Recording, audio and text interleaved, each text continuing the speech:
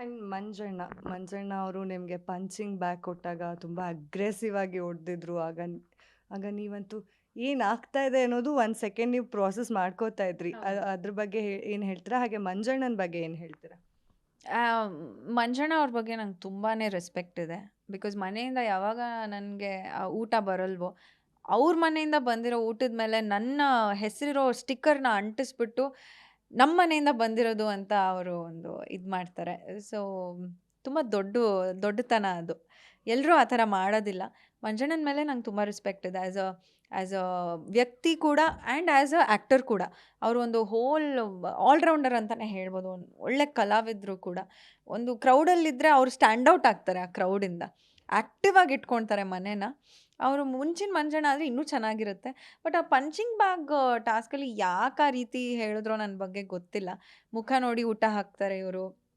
And ಬೇರೆಯವ್ರು ಬೇರೆಯವ್ರ ನಾಮಿನೇಷನಿಂದ ಬಚಾವಾಗಿರ್ತಾರೆ. ಅವ್ರು ನಾಮಿನೇಟ್ ಆದರೆ ನನಗೆ ಹೊಟ್ಟೆ ಉರಿ ಬರುತ್ತೆ. ಈ ಥರದ್ದು ಅದು ನನ್ನ ವ್ಯಕ್ತಿತ್ವನೇ ಅಲ್ಲ. ಅದಕ್ಕೂ ನನಗೂ ಯಾವ ಸಂಬಂಧನೇ ಇರಲ್ಲ.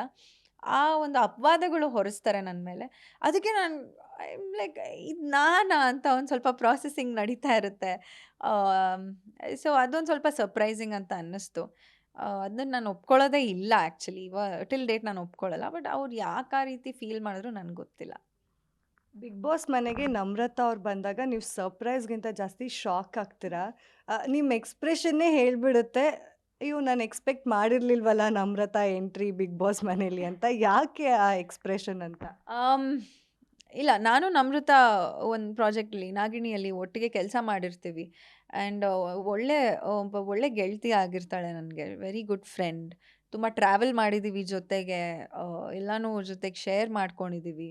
ಬಟ್ ಆ ಟ್ರಾವೆಲ್ ಮುಗಿಸ್ಕೊಂಡು ಬರುವಾಗ ಒಂದು ಸಿಲ್ಲಿ ರೀಸನ್ಗೆ ನಮ್ಮಿಬ್ಬರ ಮಧ್ಯೆ ಒಂದು ಮಿಸ್ಅಂಡರ್ಸ್ಟ್ಯಾಂಡಿಂಗ್ ಆಗಿರುತ್ತೆ. ಹಲವಾರು ತಿಂಗಳು ಮಾತಾಡ್ಸಿರಲ್ಲ. ಒಂದು ಸಿಲ್ಲಿ ರೀಸನ್ಗೇನೆ, ತುಂಬ ದೊಡ್ಡ ರೀಸನ್ ಏನೂ ಆಗಿರಲ್ಲ. ಸಿಲ್ಲಿ ರೀಸನ್ಗೇನೆ ಒಂದು ಡಿಫ್ರೆನ್ಸ್ ಆಗಿರುತ್ತೆ. ಬಿಗ್ ಬಾಸ್ ಮನೆಗೆ ಅವರು ಬಂದಾಗ ನಂಗೊಂದು ಸ್ವಲ್ಪ ಶಾಕ್ ಆಗುತ್ತೆ. ಶಾಕ್ ಅಲ್ಲ, ಅಯ್ಯೋ ಹೇಗೆ ಮಾತಾಡ್ಸೋದು ಇವಾಗ? ಮಾತಾಡ್ತಾನೆ ಇರಲಿಲ್ವಲ್ಲ, ಹೆಂಗೆ ರೆಸ್ಪಾಂಡ್ ಮಾಡೋದು ಇವಾಗ ಅವ್ರ ಮೇಲೆ ಅಂತ. ಸೊ ಆ ರೀತಿ ಇರಬೇಕಾದ್ರೆ ಅವರು ಮನಸ್ಫೂರ್ತಿಯಾಗಿ ಮಾತಾಡಿಸ್ತಾರೆ. ನನಗೂ ಆ್ಯಕ್ಚುಲಿ ಅವ್ರನ್ನ ನೋಡಿ ತುಂಬ ಖುಷಿ ಆಯಿತು. ಒಬ್ಬರು ಫ್ಯಾಮಿಲಿ ಮೆಂಬರ್ ಬಂದಷ್ಟೇ ಖುಷಿ ಆಯಿತು. ಬಿಕಾಸ್ ಅವ್ರು ನನ್ನ ಬೆಸ್ಟ್ ಫ್ರೆಂಡ್ ಆಗಿರ್ತಾರೆ ಒನ್ ಟೈಮಲ್ಲಿ. ಅವರು ಹೇಳ್ತಾರೆ ಮಿಸ್ಡ್ ಯು, ನಿನ್ನ ನೋಡಿ ತುಂಬ ಖುಷಿ ಆಯಿತು ಅಂತಲೂ ಎಕ್ಸ್ಪ್ರೆಸ್ ಮಾಡ್ಕೊಳ್ತಾರೆ. ಅದು ನಂಗೆ ತುಂಬ ಖುಷಿ ಕೊಡ್ತು. ಶಾಕ್ ಅಂತೇನೂ ಇಲ್ಲ. ಶಿಶಿರ್ ಅವ್ರನ್ನ ಮೀಟ್ ಏನಾದರೂ ಮಾಡಿದ್ರ ಅಥವಾ ಕಾಲ್ ಮಾಡಿ ಏನಾದರೂ ಮಾತಾಡ್ಸಿದ್ರ? ಬಿಕಾಸ್ ಅವರು ನಾನು ಕೇಳಿದಾಗ ಐಶ್ವರ್ಯ ನನ್ನ ಫೈನಲ್ಸಲ್ಲಿ ನೋಡ್ಬೇಕಂತ ಇದ್ದೀನಿ ಅಂತ ನಂಗೆ ಹೇಳಿದರು. ಅಫ್ಕೋರ್ಸ್ ಅವ್ರಿಗೂ ಬೇಜಾರಾಗಿರುತ್ತೆ. ಮೀಟ್ ಮಾಡಿ ಅಥವಾ ಕಾಲ್ ಏನಾದರೂ ಮಾಡೋ ಪ್ಲ್ಯಾನ್ಸ್ ಇದೆಯಾ? ಆ್ಯಕ್ಚುಲಿ ನೆನ್ನೆ ರಾತ್ರಿ ಕಾಲ್ ಮಾಡಿದ್ದೆ. 2:30ಗೆ ಕಾಲ್ ಮಾಡಿದ್ದೆ. ನನ್ನ ಸೆಲೆಬ್ರೇಷನ್ ಎಲ್ಲ ಮುಗಿಸ್ಕೊಂಡು ನನಗೆ ಸಿಕ್ಕಿರೋಂಥ ಫ್ರೀ ಟೈಮಲ್ಲಿ 2:30ಗೆ ಅವ್ರ ಜೊತೆಗೆ ಮಾತಾಡಲೇಬೇಕು ಅಂತ ಅವ್ರಿಗೆ ಕಾಲ್ ಮಾಡಿದ್ದೆ. ಅವ್ರು ಬೈದರು ಆ್ಯಕ್ಚುಲಿ, ಇಷ್ಟು ಬೇಗ ಯಾಕೆ ಬಂದೆ ನೀನು ಅಂತ ಬೈದರು. ಬಟ್ ಒಂದಷ್ಟು ಶೇರ್ ಮಾಡ್ಕೊಳ್ತೀವಿ. ಮಾತಾಡಿದ್ದೀನಿ ಶಿಶಿರ್ ಅವ್ರ ಜೊತೆಗೆ. ಈಗ ಚೈತ್ರ ಕುಂದಾಪುರ ಅವರು ಮನೆಯಿಂದ ಹೊರಗಡೆ ಬರ್ತಾರೆ ಕೋರ್ಟ್ ವಿಷಯವಾಗಿ. ಅದು ಮನೆಯವ್ರಿಗೆ ಗೊತ್ತಿತ್ತಾ ಅಥವಾ ಗೊತ್ತಿರಲಿಲ್ವಾ ಅನ್ನೋದು?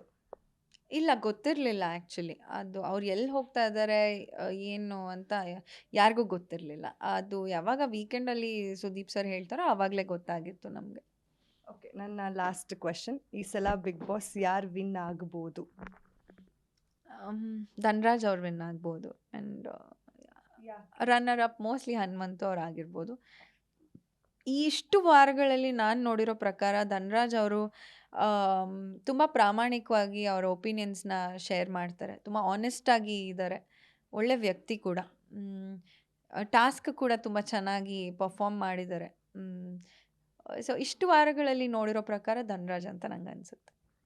ಓಕೆ, ಹೊಸ ವರ್ಷಕ್ಕೆ ಏನು ಪ್ಲ್ಯಾನ್ಸ್ ಮಾಡ್ಕೊಂಡಿದ್ದಾರೆ ಐಶ್ವರ್ಯ ಅವರು? ಫುಲ್ ಬ್ಯುಸಿನಾ ಇಲ್ಲ ಫ್ರೆಂಡ್ಸ್, ಫ್ಯಾಮಿಲಿ, ಹೊರಗಡೆ ಈ ಥರ? ಏನೂ ಪ್ಲ್ಯಾನ್ ಇಲ್ಲ ಆ್ಯಕ್ಚುಲಿ. ನಿಮ್ದೇನಾದರೂ ಪ್ಲ್ಯಾನ್ ಇದ್ದರೆ ಕರ್ಕೊಂಡು ಹೋಗಿ. ನಮ್ಮ ಚಾನೆಲ್ಗೆ ಆ್ಯಕ್ಚುಲಿ ಏನೂ ಪ್ಲ್ಯಾನ್ಸ್ ಇಲ್ಲ, ಸದ್ಯಕ್ಕೆ ಏನೂ ಪ್ಲ್ಯಾನ್ಸ್ ಇಲ್ಲ.